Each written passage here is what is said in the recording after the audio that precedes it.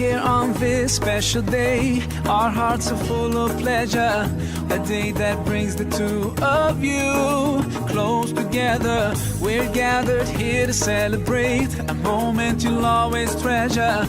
We ask Allah to make your love last forever. Let's raise our hands and make dua like the Prophet taught us, and with one voice let's all say, say, say, Barakallahu lakuma wa baraka alaykuma wa jama'a baynakuma fi khair.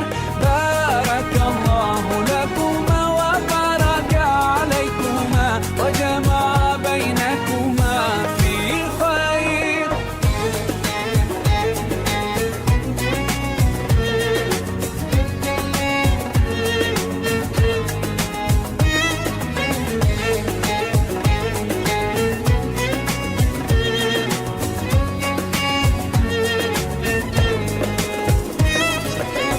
From now you'll share all your joys, through hardships support each other, together worshiping Allah, seeking His pleasure. We pray that He will fill your life with happiness and blessings, and grant you kids who make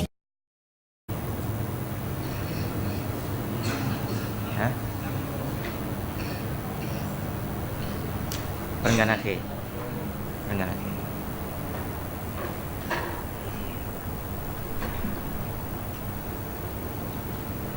Muka surat 660. A'udzubillahi minasyaitonirrajim. Bismillahirrahmanirrahim. Assalamualaikum warahmatullahi wabarakatuh. Abu Hurairah radhiyallahu taala anhu berkata, Nabi sallallahu alaihi wasallam bersabda, yang bermaksud tiada cara ibadah yang lebih afdal di sisi Allah daripada mempelajari agama benar-benar sampai benar dapat membezakan antara halal dan haram. Dan seorang yang mengerti halal dan haram bagi syaitan lebih berat daripada 1000 ahli ibadat yang bodoh. Dan tiap sesuatu ada sendi dia. Dan sendi agama itu ialah ilmu fiqh, iaitu mengerti halal dan juga haram. Jadi Abu Hurairah dia menukilkan sabda Nabi SAW, yang mana Nabi kata tak ada ibadah yang lebih afdal di sisi Allah daripada mempelajari agama yang sebenar-benarnya sampai peringkat kita boleh membezakan antara halal dan haram. Halal dan haram ni jangan dipikir untuk makan minum saja. Kalau setakat makan minum halal haram tu, maknanya nampak gaya macam senang. Sebab kalau makan tu hak tentunya babi habis. Itu confirm, clear dalam Al-Quran. Minuman pula arak. Jadi clear. Tetapi ada benda-benda yang dikatakan haram itu yang kadang-kala kita terkeliru dan tersilau oleh bisikan syaitan. Saya bawa contoh satu. Ini kes terbaru. Satu orang lelaki merupakan anak sulung, yang mana ayah dia meninggal. Ayah dia meninggal. Bila ayah dia meninggal, maka pada masa itu, pada pandangan dia, harta pusaka peninggalan ayah itu tak perlu dibahagi. Dan ini kisah yang lama. Tapi benda ni dia dah jadi masalah dah sekarang. Jadi dia tak bagi. Lalu pada pandangan dia, dia kata oleh kerana adik-adik ramai lagi, kita tak payah bagi. Tetapi mungkin satu sudut adik-beradik yang lain setuju atas nama itu. Dah abang sulung, anak lelaki sulung bagi pandangan, okey setuju. Tapi dia lama-lama tu dia jadi bengkok. Jadi bila tidak dibahagikan harta itu, maka si adik-beradik lelaki mula mengusahakan tanah. Ya.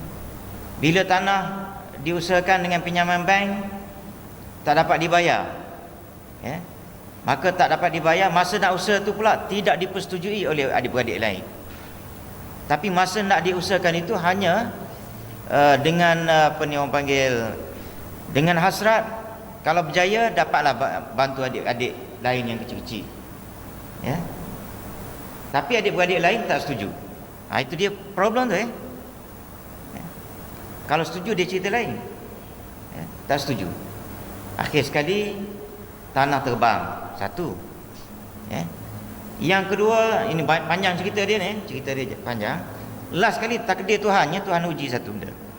Ada satu tanah yang tidak ada value, ya, tiba-tiba ada value pada masa sekarang, ya, dengan mendapat hasilnya baru ni 100,000, ada biji besi.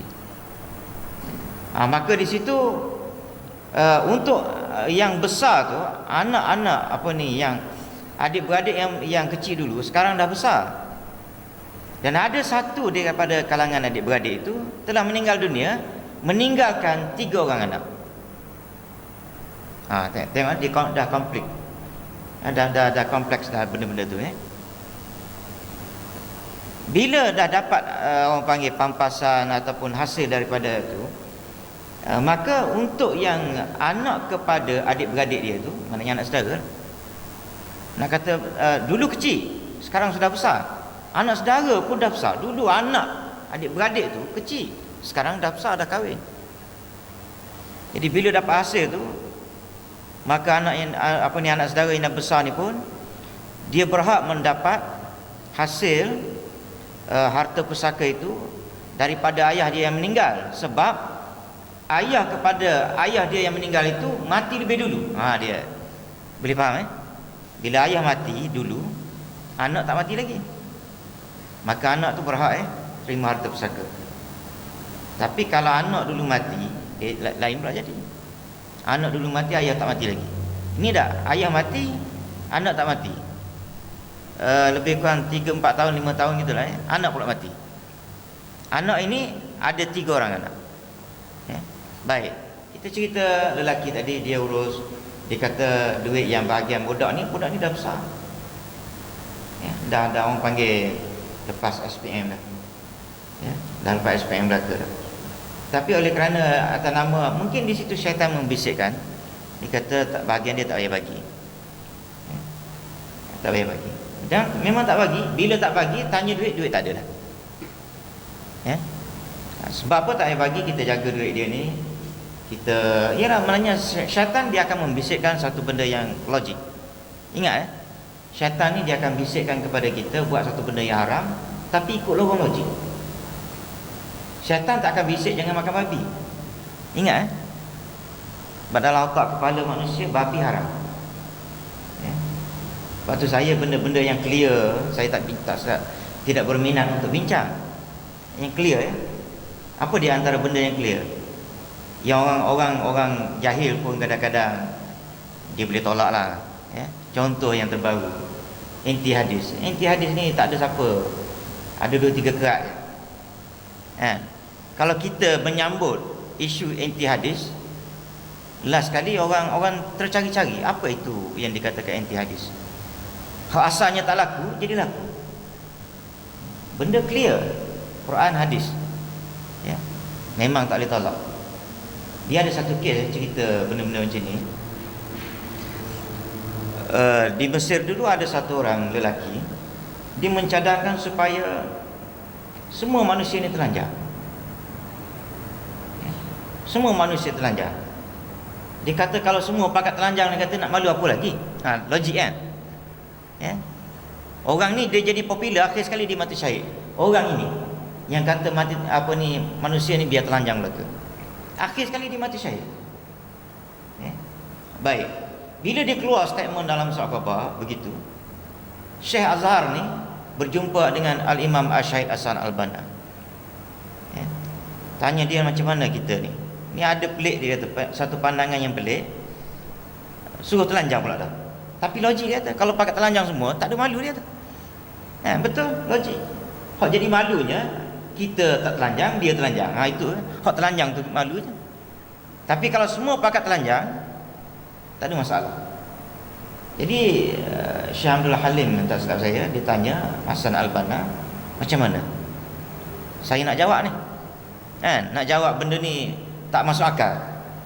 Hasan Al-Banna kata, jangan jawab. Kalau jawab, hak orang tak baca tu akan cari balik. Akan cari artikel tu untuk baca, dan bila baca boleh jadi rasa logik. Maka bila rasa logik, boleh jadi ada satu tuntutan supaya pakai telanjang belaka. Begitu juga dengan hadis ni. Last kali Syekh Azhar dia tak jawab. Jadi isu inti hadis ni, kalau jawab orang pakai cari. 2-3 kerak je. Tak payah cerita, orang dalam otak manusia semuanya Al-Quran hadis. Cuma di sana kalau ada bincang tentang hadis palsu, itu boleh. Tapi hadis Bukhari, Muslim itu muktamad lah orang panggil. Campur lagi Tirmizi, Ibnu Majah. Kalau saya pergi di Cape Town baru ni, dia ajar 6 sitah ataupun 6 hadis itu, 6 hadis yang power, yang dikategorikan sebagai sahih lah. Itu dia ajar. Tapi di sana ada hadis maudhu', hadis yang diciptakan, yang diciptakan oleh manusia, lepas tu dia kata ni hadis. Itu bolehlah nak bincang. Tapi kalau ada orang bincang nak tolak hadis, kita duk layan habis. Orang-orang tak tahu benda tu pun, dia sekali last pun dia buka cerita aja betul. Logik. Itu Quran dah ada. Buat apa lagi nak bincang pasal hadis? Jadi benda logik. Jadi kalau kita buka ruang untuk manusia menerokai satu benda yang tak elok tapi logik pada akal, jadi kita pula berdosa. Jadi saya nak cerita tadi tentang lelaki tadi, akhir sekali keluarga jadi porak-poranda. Sebab dia telah melalui satu jalan yang pada asalnya senang cerita gini je, ayah mati bagi terus. Habis adik kecil lagu mana? Adik kecil ni tujuan itulah sebabnya Allah Ta'ala bagi kepada anak-anak lelaki lebih daripada anak perempuan. Kena tanam waktu. Tak payahlah dia fikir ini adik-adik ni kecil lagi, tak payah. Pasal orang lelaki Allah Ta'ala bagi lebih. Tujuan lebih kepada orang lelaki ni kena ingat. Sebab ada adik kecil, awak kena bantu. Tanggungjawab awak. Mak jadi janda, awak kena jaga. Awak kena jaga. Sekarang tuan-tuan, bila dah ada hasil ni, kelang kabut habis. Kenapa tak bagi dulu lagi dah? Dia jadi kelang kabut dah. Jadi bila kelang kabut tak apa. Tapi yang kita bimbang ialah termakan harta yang haram daripada kesilapan dalam urusan pembahagian harta pusaka. Ini yang kita nak belajar ni, yang dikatakan belajar agama sehingga tahu halal haram. Dan Nabi kata syaitan lebih takut kepada orang yang belajar halal haram ini jika dibandingkan dengan 1000 ahli ibadat yang bodoh. Zaman Nabi dulu, Nabi dah cerita dah ahli ibadat yang bodoh. Bukan kita create satu idea baru, bukan. Ibadat bodoh, ahli ibadat yang bodoh ni bukan satu idea baru. Zaman Nabi dulu dia tahu dah, zaman sebelum Nabi tu ada dah. Sebab tu Nabi cerita benda ni. Ada tok lebay bodoh dia panggil. Kalau zaman kita ni dia panggil tok lebay bodoh. Dia beribadat dengan kebodohan dia. Dia beribadat banyak, tetapi ibadat dia tu lintang pokok. Bacaan Fatihah kalau sembahyang tak betul, mengaji tengok mengajinya setiap waktu lepas mengaji. Tapi bila kita duduk dekat dia, dengar dia baca Quran, habis lintang pokok. Ini dikatakan ahli ibadat yang bodoh.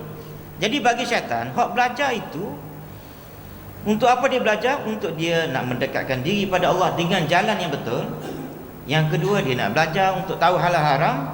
Maka syaitan lebih takut ke dia jika dibandingkan dengan 1000 orang ahli ibadat ataupun untuk lebay yang bodoh. Wallahu a'lam. Bismillahirrahmanirrahim. Wassalatu wassalamu ala asyrafil. Allahumma ighfir lana warhamhum kama wa li jami'il muslimin wal muslimat. Wa ma ja'alna minal ladzina yastami'una. Sallallahu alaihi wasallam. Alhamdulillah. Ini handphone ada handphone siapa tertinggal.